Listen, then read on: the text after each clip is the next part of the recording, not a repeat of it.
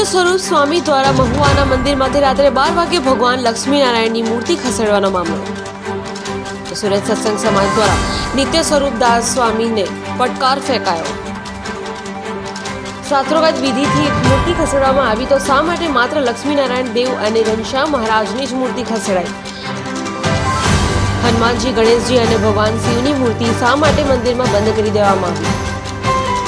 કયા શાસ્ત્ર અનુસાર અને કયા નિયમ અનુસાર મૂર્તિ ખસેડાઈ તે બાબતે જાહેર મંચ પરથી ખુલાસો આપવામાં આવે। નિત્ય સ્વરૂપ દાસ સ્વામી જો ખુલાસો ના આપી શકે તો સત્સંગ સમાજની જાહેર મંચ પરથી માફી માંગે। 8 દિવસમાં જો નિત્ય સ્વરૂપ દાસ સ્વામી માફી નહીં માંગે તો સત્સંગ સમાજ દ્વારા ગઢડા મંદિર ખાતે આંદોલન કરાશે। નિત્ય સ્વરૂપ દાસ સ્વામી સાચા હશે તો સત્સંગ સમાજ દંડવત કરશે, નહીં તો સ્વામી માફી માંગે।